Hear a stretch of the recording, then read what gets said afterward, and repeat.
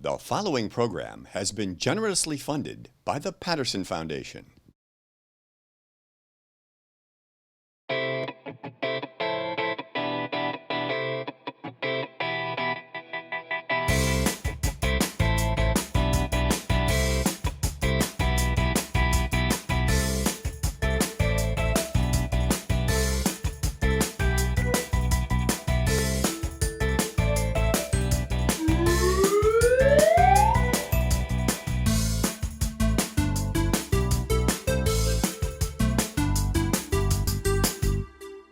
Hello, my friends. Welcome to this episode of This Book is Cool. My name is Beth Duda, and I'm the director of the Suncoast Campaign for grade level reading.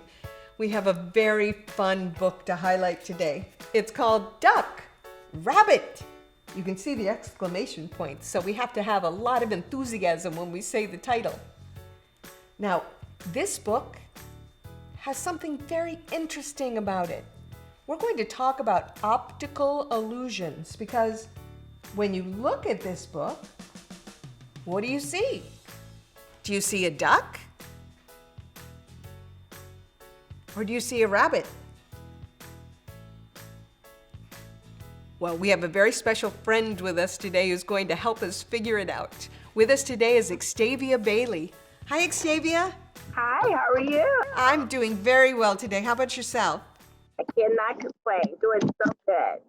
This book is so much fun, and I'm noticing that if I hold it up with my screen, you can't really see it, but the duck and the rabbit look so much alike. It's hard to know whether it's a duck or a rabbit.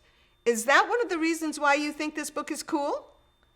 Well, it's fun sometimes to look at things and challenge other people in conversations, and it develops conversation and helps it. You know, all of us have different opinions sometimes. So sometimes it's fun to go back and forth with someone. In this book, it definitely is a controversy all the way through the book. Is it a rabbit? Is it a duck? And I really like that because my opinion changes. Sometimes when I look at it, I think it is a duck. Absolutely. And then I look at it and I think, no, that's definitely a rabbit. So I love that we can have different perspectives about things. Even when we're 100% sure about something, if we look at it in a different way, sometimes our opinion can change. Well, you know, you just said it, perspective. So it's all how someone else sees something. We might be looking at the same exact thing and the same exact situation and have a different view, a different point of view. And then, like you said, sometimes you can encourage people or convince them to see what you see. I like being able to share perspective with a friend or with an acquaintance because not only might their opinion change, but your own opinion could change too. It's important. Sometimes that does happen. I enjoy laughing, and I enjoy having the characters in the book be a little bit, I guess, at each other throughout the book. You know? And they don't let up. They're convinced of their own opinion, and that's it. And so, you know, like you say, as you get through, it might change some of their, you know, their opinion might change, but they kind of stick to their opinion, their perspective. Well, I think it's so fun to have strong characters in a book that can really make us feel things as they are feeling things as well. And I love that this book doesn't take itself too seriously. So at the end, can you share with us a little bit about what happens at the end of the book? Well, I love at the end because as they are still going back and forth, then they say, you know, maybe I see I think it was a dinosaur, and maybe it's an anteater. So they go from one thing to another, and you really don't get a right answer because it's still someone's opinion. It's the belief of what they feel it is. It's their own perspective. So, and then they just go on to something else, which I thought was hilarious. Let's That's debate so the cute. next thing. And I love that reading can give us all different kinds of feelings. You know, it can teach us things, it can make us feel heartwarming feelings, or it can make us laugh, like this book makes us laugh. And I know reading is very important to you. Is there anything you'd like to say to the audience about the importance of reading? I think my experience with reading the reason I enjoy so much is that reading can take you other places that you haven't been before, whether it's fantasy, whether it's New York City, or whether it's another country. Reading does that. And it's the words and how they're put together, and they can make you laugh. They can have you have sad emotions or surprise or even suspense.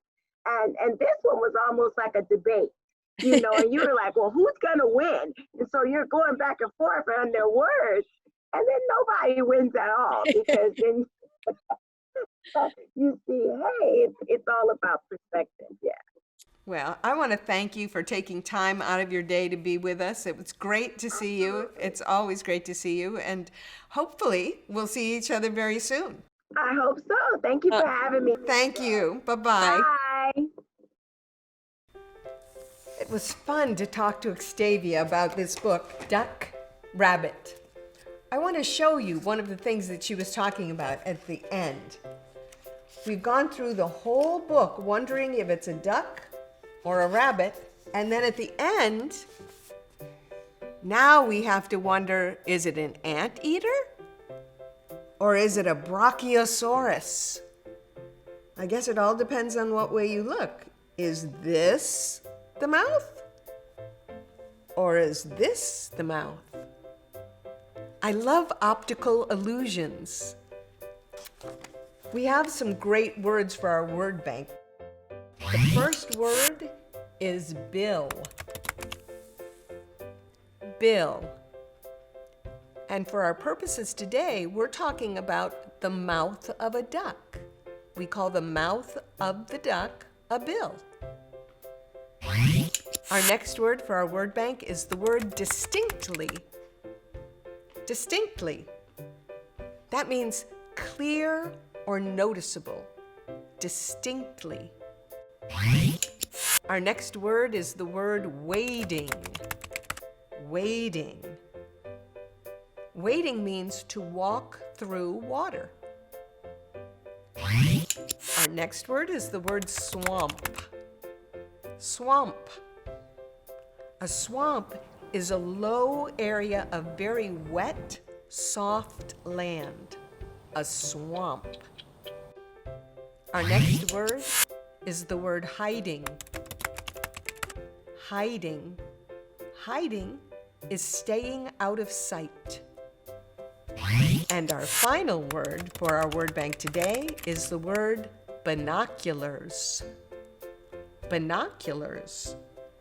Binoculars are a tool that you look through to make faraway objects seem closer. Our activity today is all about optical illusions. So here, when you look at this, you might be seeing a rabbit. The rabbit's mouth and eyes and the beautiful rabbit's ears. Or you might be seeing a duck. This could be the duck's mouth and the duck's eye. It's the same picture, but depending on which way we look at it, you might see a duck or you might see a rabbit. There are some wonderful websites that have more optical illusions. Things that when you look at it one way, it seems like it's one object, but if you look at it slightly differently, it seems like it's another object. We'd like you to look for some of your favorite optical illusions.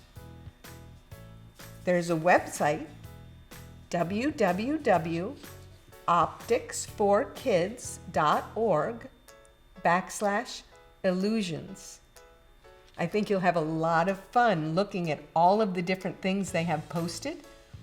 And we'd like you to select an optical illusion that you really like and take a screenshot of it and send it to us at connect@grade-level-reading-suncoast.net.